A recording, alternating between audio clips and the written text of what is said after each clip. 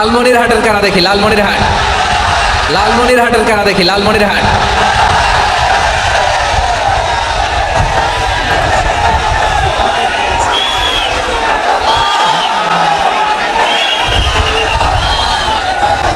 আজ রংপুর বিভাগের আমাদের একটা জেলাতে প্রোগ্রাম হচ্ছে এখানে এক্স্যাক্টলি আজকের এই দিনে এই মুহূর্তে এখন আমাদের সকলের প্রিয় ডক্টর মিজানুর রহমান আজদারি হুজুরের মাহফিল রংপুরের লালমনিরহাটে, ঠিক আছে না কথাটা?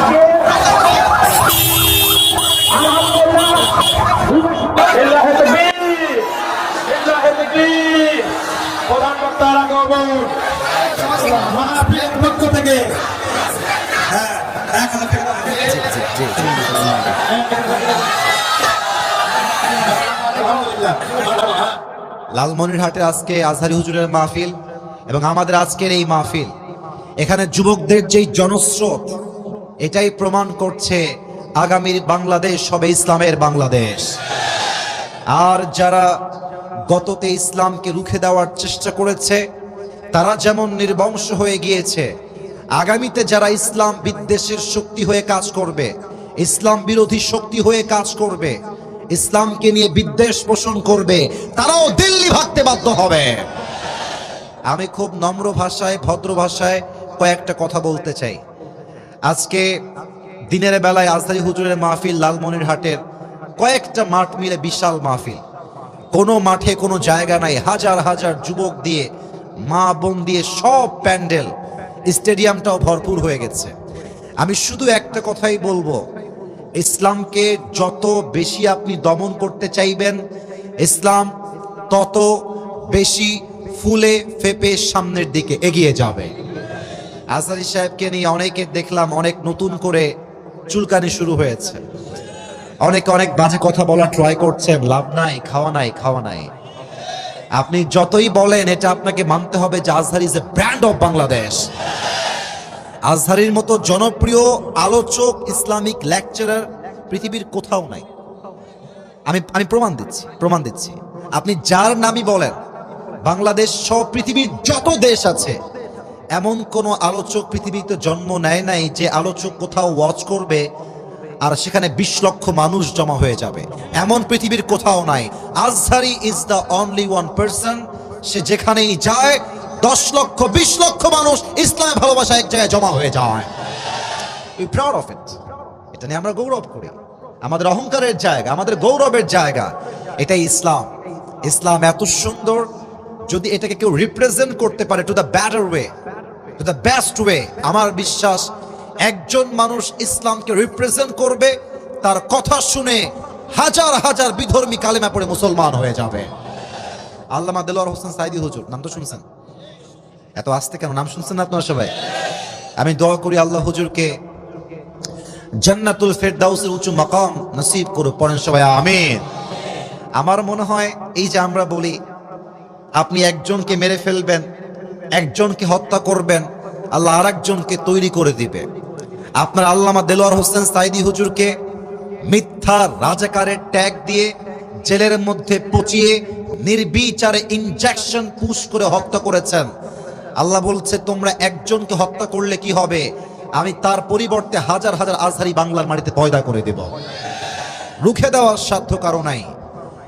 আমাদের সকলের প্রিয় আল্লামা একটা কথা বলতেন, যারা তোমরা আমাদেরকে মৌলবাদী বলে ট্যাগ দিয়ে গালাগালি করো, আমরা চুল পরিমাণ এই কথায় রাগ করি না। কেন করি না? ঠান্ডা ভাষায় বলছি, কোনো লাউড অ্যান্ড শাউট ছাড়া বুঝে শুনবেন। দেলোয়ার হোসেন সাইদি হুজুর বলতেন মৌল শব্দ আসছে মূল থেকে। কি থেকে? এটা গায়বান্ধার সাউন্ড হইল না। কি থেকে?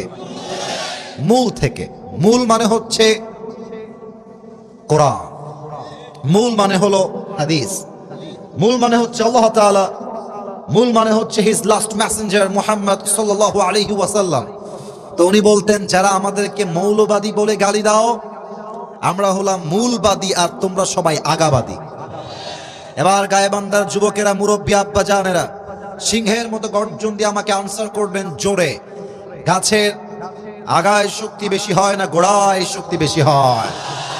উনি বলতেন তোমরা থাকো গাছের আগায়, চুপচাপ ঝাপটি মেরে বসে থাকো, মারামারি বেশি কইরো না, জুলুমবাজির রাজনীতি কইরো না, আলেমদেরকে ধরে জেলখানায় বন্দী করো না।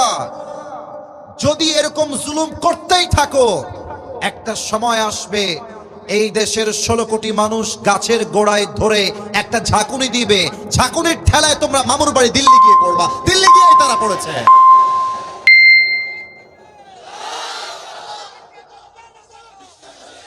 ওনার প্রত্যেকটা কথা, আমাকে কথা বলতে দেন, আমাকে কথা বলতে দেন, ওনার প্রত্যেকটা কথা আজকে বাংলার মাটিতে বাস্তবে রূপ ধারণ করেছে।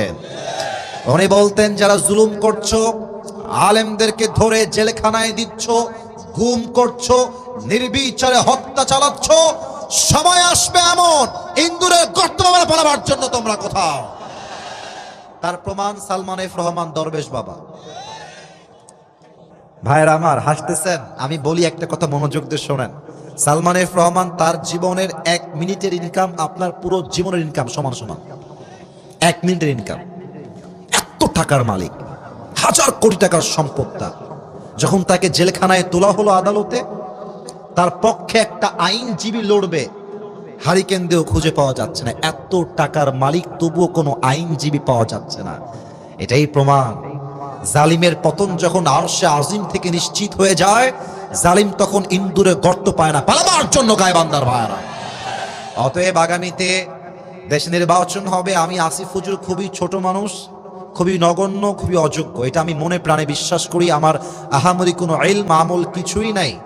তবে আজকে অ্যাজ এ খতিব নয়, অ্যাজ এ ইসলামিক লেকচারার নয়, as a citizen of Bangladesh, বাংলাদেশের একজন নাগরিক হিসেবে 2টা কথা বলতে চাই। নাম্বার 1, যদি ঠিক হয় আমার কথা, সিংহের মতো গর্জন দিয়ে আমাকে অ্যাপ্রিসিয়েট করবেন। নাম্বার 1 দাবি, আমাদের সকলের দিলের দাবি, কলিজার দাবি, আগামীর বাংলাদেশে প্রধানমন্ত্রী হিসেবে আমরা কোনো নারীকে চুল পরিমাণ ক্ষমতায় বরদাস্ত করতে পারবো না। আপনার সবাই দ্বিমত না একমত? দ্বিতীয় কথা আর একটু বুঝে শুনতে হবে। শুধুই যে আমরা নারী চাই না পুরুষ চাই, it's exactly not like that. ব্যাপারটা আসলে পরিপূর্ণ এরকম নয়, বুঝতে হবে আপনাকে। আমরা এমন একজন পুরুষকে রাষ্ট্রনায়ক হিসেবে দেখতে চাই, এমন একজন পুরুষকে দেশের ক্ষমতার চেয়ারে দেখতে চাই, এমন একজন প্রধানমন্ত্রী আগামীতে আমরা চাই যিনি একই সময়ে এই দেশের প্রধানমন্ত্রী হবেন। তার কোয়ালিফিকেশন, তার কাবিলিয়ত, তার ইস্তেদাদ, তার যোগ্যতা এতটা হাইলি কোয়ালিফাইড হবে। আমাদের দেশের প্রধানমন্ত্রী হবে এমন যিনি একই সময়ে জাতীয় সংসদে দাঁড়িয়ে বক্তব্য দিবেন, এবং তার যোগ্যতা হবে এমন আমাদের প্রধানমন্ত্রী চাইলে জাতীয় মসজিদ বাইতুল মুকাররমে দাঁড়িয়ে জুমার খুতবা দেওয়ার যোগ্যতাও রাখবে। এমন প্রধানমন্ত্রী আমরা আগামীতে বাংলাদেশে চাই কি চাই না? আরে গাইবান্ধার ভাইয়েরা, দেশের প্রধানমন্ত্রী যদি হয় জাতীয় মসজিদ বাইতুল মুকাররমের খতিব, আনসার মি লাউডলি, জোরে উত্তর দেন। দেশে কি আর সুদ থাকবে, ঘুষ থাকবে, ধর্ষণ থাকবে? পুরো দেশটাই সোনার বাংলাদেশ হয়ে যাবে। আল্লাহ এমন রাষ্ট্র আমাদের সবাইকে কায়েম করার তৌফিক দান করুক। পড়েন সবাই দিল থেকে আমিন।